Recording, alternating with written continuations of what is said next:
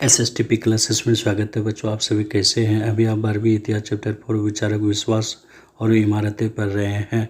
आज मैंने बहुत ही महत्वपूर्ण प्रश्न लिया है। वैष्णववाद और शैववाद के उदय से जुड़ी वास्तुकला और मूर्तिकला के विकास की चर्चा कीजिए लगभग 500 शब्दों में। यहाँ उत्तर देखने के पहले प्रश्न समझना है। वास्तुकला मतलब हुआ भवन निर्माण की कला और मूर्तिकला मतलब हुआ मूर्ति बनाने की कला। चलिए बच्चों उत्तर को सजाते हैं। वैष्णववाद, विष्णु के उपासक को वैष्णववाद कहते थे।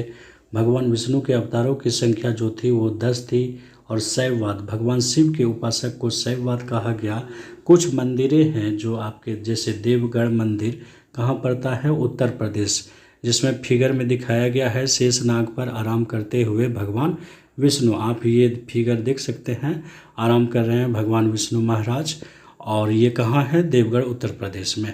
बराबर की गुफाएं जो है वो बच्चों है आपका बिहार, 3री सदी विधि 3री सदी ईसा पूर्व में। ये जो है आपका फिगर में दिखाया गया है, ये बराबर की गुफाएं हैं।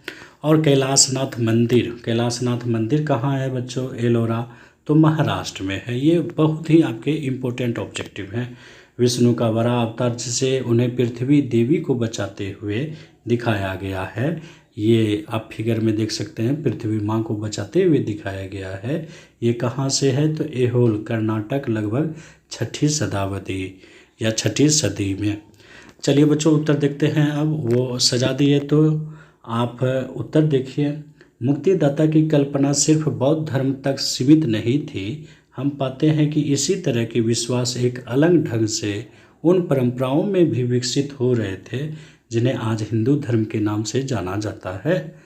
इसमें वैष्णव और परंपराएं शामिल हैं। वैष्णव और शैववाद, वैष्णववाद और शैववाद के उदय से जुड़ी वास्तुकला और मूर्तिकला के विकास की चर्चा इस प्रकार है। अब इसके बारे में देखेंगे बच्चों। वैष्णववाद और शैववाद।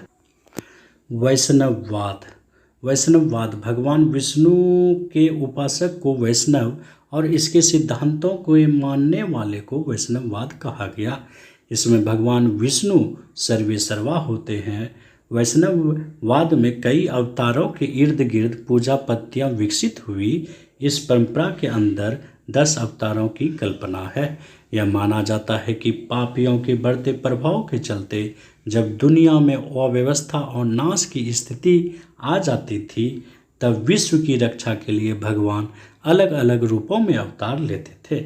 अलग अलग अवतार देश के विभिन्न हिस्सों में लोकप्रिय थे। तो इसमें ऑब्जेक्टिव आता है भगवान विष्णु के कितने अवतार हुए? 10। चलिए बच्चों अगला देखते हैं शैववाद। शैववाद किसे कहते हैं? शैववाद भगवान शिव के उपासक शैव और इसके सिद्धांत को मानने वाले को शैववाद कहा गया। जिस प्रकार भगवान विष्णु ने अवतार लिए ठीक उसी प्रकार भगवान शिव ने भी कई अवतार लिए। भगवान शिव की पूजा आराधना आज भी प्रचलित है। सावन महीने में या फिर प्रत्येक सोमवार को भगवान शिव की पूजा होती रहती है। शैववादों की संख्या भी लगातार बढ़ती जा रही है।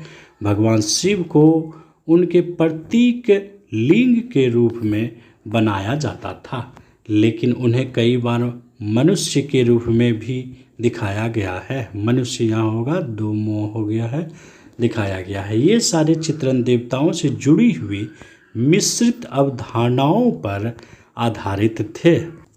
वैष्णववाद और शैववाद समझ लिए बच्चों। अब है मूर्तिकला और प्रतिमा।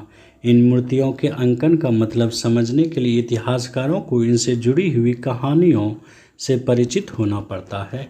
कई कहानियाँ प्रथम सहस्त्राब्दी के मध्य से ब्राह्मणों द्वारा रचित पुराणों में पाई जाती है। इनमें बहुत से किस्से ऐसे हैं जो सैकड़ों वर्ष पहले रचने के बाद सुने सुनाए जाते रहे थे।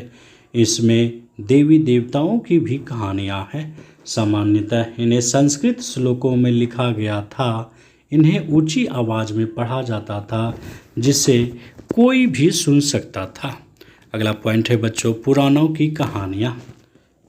पुराणों की ज़्यादातर कहानियाँ और लोगों के आपसी मेल मिलाप से विकसित हुई।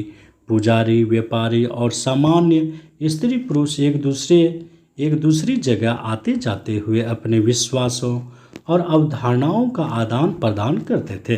मतलब स्त्री पुरुष एक जगह से दूसरी जगह जाते थे तो अपने अवधारणा या विचार या कहानी आदान प्रदान करते थे। उदाहरण के लिए हम यह जानते हैं कि वासुदेव कृष्ण मथुरा इलाके के महत्वपूर्ण देवता थे। कई शताब्दियों के दौरान उनकी पूजा देश के दूसरे इलाकों में भी फैल गई। वासुदेव कृष्ण कहाँ के थे? महत्वपूर्ण देवता मथुरा के थे, बाद में धीरे धीरे अनेक इलाकों में हो गए। अब देखना है बच्चों मंदिर का निर्माण। सी पॉइंट मैंने बताया है। पहले जो मंदिर बनते थे वो चौकोर मंदिर बनते थे। जिस समय सांची जैसे जगहों में स्तूप अपने विकसित रूप में आए थे, उसी समय देवी देवताओं की मूर्तियों को रखने के लिए सबसे पहले मंदिर भी बनाए गए। शुरू के मंदिर में एक चौकोर कमरे के रूप में थे जिन्हें गर्भगृह कहा जाता था। इसमें एक दरवाज़ा होता था जिसे उपासक मूर्ति की पूजा करने के लिए भीतर प्रविष्ट हो सकता था। मतलब एक रूम में सिर्फ जो है पुजारी प्रवेश कर सकते थे। धीरे धीरे गर्भगृह के ऊपर एक ऊंचा ढांचा बनाया जाने लगा जिसे शिखर कहा जाता था। ऊपरी हिस्से को मंदिर की दीवारों पर अक्सर भित्ति चित्र उत्कीर्णित किए जाते थे। बाद के युगों में मंदिरों के स्थापत्य का काफ़ी विकास हुआ। अब मंदिरों के साथ विशाल सभा स्थल, ऊंची दीवारें और तोरण द्वार भी जुड़ गए। तोरण द्वार मतलब बच्चों दरवाज़ा या आपका गेट कह सकते हैं, जो सजा हुआ हो। जलापूर्ति का भी इंतजाम किया जाने लगा। अब है अगला पॉइंट है बच्चों, पहाड़ों को काट कर गुफा बनाया जाना। शुरू में मंदिरों के एक खास बात यह थी कि इनमें से कुछ पहाड़ियों को काटकर खोखला करके कृत्रिम गुफाओं के रूप में बनाए गए थे।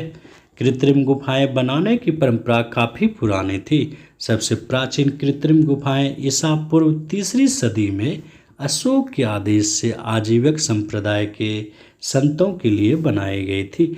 ये आपका बहुत ही इम्पोर्टेंट ऑब्जेक्टिव है कि किसने बनाए थे, तो अशोक के आदेश से। किसके लिए? आजीवक संप्रदाय के संतों के लिए। यह परंपरा अलग अलग चरणों में विकसित होती रही।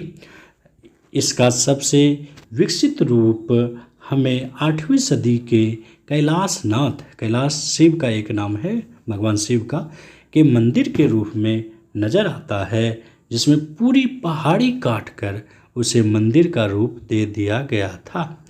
एक ताम्र अभिलेख एलोरा के प्रमुख तक्षक द्वारा इसका निर्माण समाप्त करने के बाद उसके आश्चर्य को व्यक्त करता है। हे भगवान, यह मैंने कैसे बनाया? आपका जो है कैलाशनाथ मंदिर का शुरू में ही मैंने फिगर दिखा दिया था, और भगवान विष्णु का भी। ये कैसा लगा वीडियो बच्चों? कमेंट में हमें ज़रूर बतावें। बहुत बहुत धन्यवाद।